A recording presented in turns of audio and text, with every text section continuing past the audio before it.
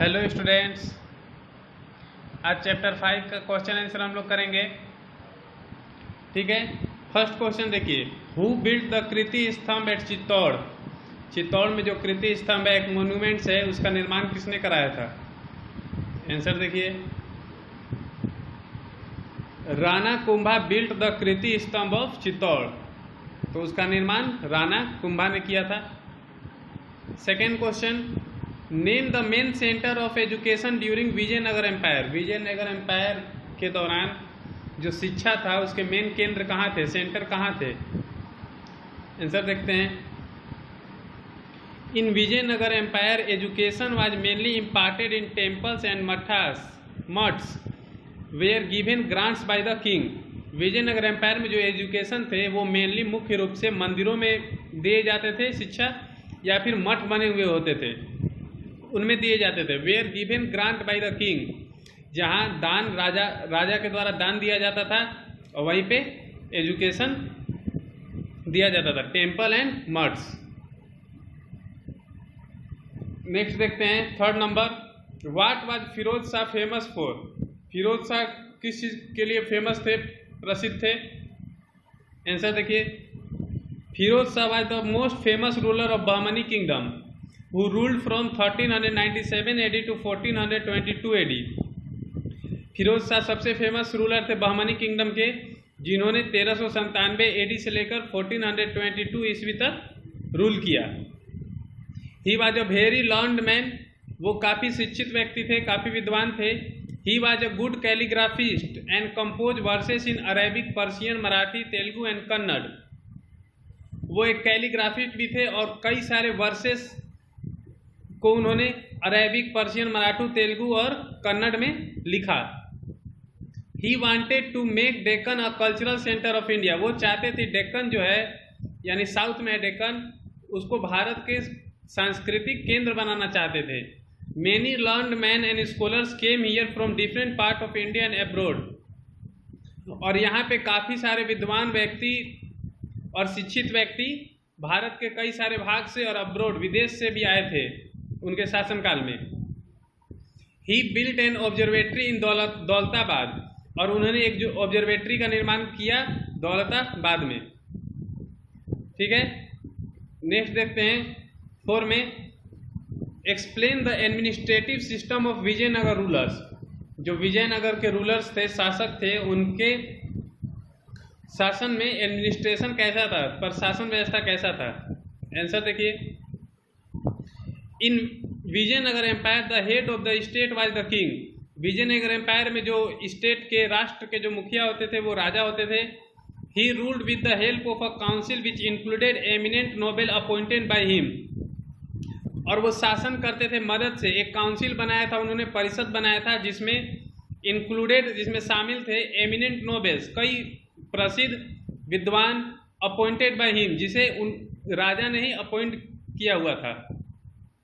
The king was the chief of administration, army and judiciary. जो राजा होते थे वो प्रशासन के चीफ होते थे, आर्मी के चीफ होते थे, और जुडिशियरी, न्याय व्यवस्था के चीफ होते थे। The council could advise the king but the king was not bound to act upon it. जो काउंसिल थे उनको एडवाइस, सलाह दे सकते थे, लेकिन राजा को कोई भी ये नहीं था, बाउंड नहीं था कि वो उनकी बात को माने। There was a well organised revenue system. वहाँ पे एक वेल ऑर्गेनाइज रिवेन्यू सिस्टम था, यानी टैक्स लिया जाता था। Land revenue was the main source of states income along with custom duty, grazing tax, marriage tax, etc. और जो लैंड रिवेन्यू था वो मेन सोर्स था उस विजयनगर एम्पायर के इनकम का, और साथ ही साथ कस्टम ड्यूटी लिया जाता था, यानी बाहर से कोई सामान मंगाया जाता था तो उस पर टैक्स लगाया जाता था। ग्रेजिंग टैक्स, ग्रेजिंग होता है जो पशुओं को चराया जाता है, उस पर भी टैक्स लगता था पहले। मैरिज टैक्स, शादी करने पर भी टैक्स लगता था, ईटीसी, इससे इनकम होता था। The motto of Vijayanagar king was, और जो विजयनगर के राजा होते थे उनका एक ही उद्देश्य था, एक ही मोटो था, protect the good and punish the wicked. यानी जो सही है, जो गुड है, उसकी रक्षा कीजिए, सही की रक्षा कीजिए, और जो बुरा है उसे सजा दीजिए। ये उनका मोटो था। ठीक है, 5 नंबर देखते हैं, what were the main achievements of Rana Kumbha of Mewar. जो मेवाड़ के शासक थे राणा कुंभा, उनके मेन अचीवमेंट क्या था, उन्होंने क्या क्या अचीव किया था? आंसर देखिए, Rana Kumbha was a very brave general and an outstanding ruler of Mewar. Rana Kumbha एक बहुत ही बहादुर सेनापति थे और एक आउटस्टैंडिंग रूलर थे मेवाड़ के। He had built 32 forts for the defence of Mewar. उन्होंने 32 किलों का निर्माण कराया मेवाड़ की रक्षा के लिए। ही constructed Kirti Stambh to celebrate his victory over Malwa. और मालवा पे विजय प्राप्त करने के बाद उन्होंने कीर्ति स्तंभ का निर्माण कराया था। ही was a very learned ruler. वो भी काफ़ी शिक्षित शासक थे। He was a linguist. वो लिंग्विस्ट थे। लिंग्विस्ट उन्हें कहा जाता है जो कई सारी भाषाओं का ज्ञान रखता है। ऑथर, कई सारी बुक भी लिखा उन्होंने। आर्किटेक्ट भी थे, भवन निर्माण भी करते थे। And a Veena player of repute. और एक काफ़ी प्रसिद्ध, काफ़ी प्रख्यात वीणा प्लेयर भी थे। वीणा आप जानते हैं एक म्यूजिकल इंस्ट्रूमेंट है जो कि हमारी देवी सरस्वती देवी भी के हाथ में भी वो होता है। ठीक है, नेक्स्ट देखते हैं, describe the various achievements of Zainul Abidin the ruler of Kashmir. जो कश्मीर के शासक जैनुल आबिदीन थे उनका अचीवमेंट बताना है। देखते हैं, Zainul Abidin was a famous ruler of Kashmir. Kashmir के फेमस रूलर थे। He was a liberal and far sighted ruler. वो काफ़ी लिबरल, दयावान और फार साइटेड यानी दूरदर्शी शासक थे। He adopted a policy of religious tolerance toward the Hindus. और जो हिंदू धर्म के लोग थे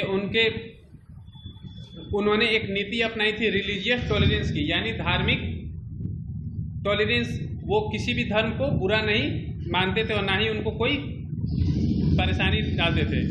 he got Mahabharata and Raj Tarangini translated into Persian and Arabic. और महाभारत जो है और राज तरंगिणी पुस्तक को उन्होंने पर्शियन और अरेबिक में ट्रांसलेट करवाया, अनुवाद करवाया। Abidin issued copper and silver coins like Alauddin Khilji. और जैसे अलाउद्दीन खिलजी ने सिल्वर कॉइन्स और कॉपर कॉइन्स इशू किया था, जैनुल आबिदीन ने भी किया। और he introduce control on market and prices. और बाजार और कीमत को उन्होंने कंट्रोल किया। सभी चीज़ों का प्राइस सुनिश्चित किया कि इससे ज़्यादा कोई सामान नहीं बिक सकता है। ठीक है, तो ये हमारा क्वेश्चन आंसर था चैप्टर नंबर 5 का। ओके, इसे आप नोट कर लीजिएगा। उसके बाद हम लोग चैप्टर नंबर 6 की ओर बढ़ेंगे। Thank you.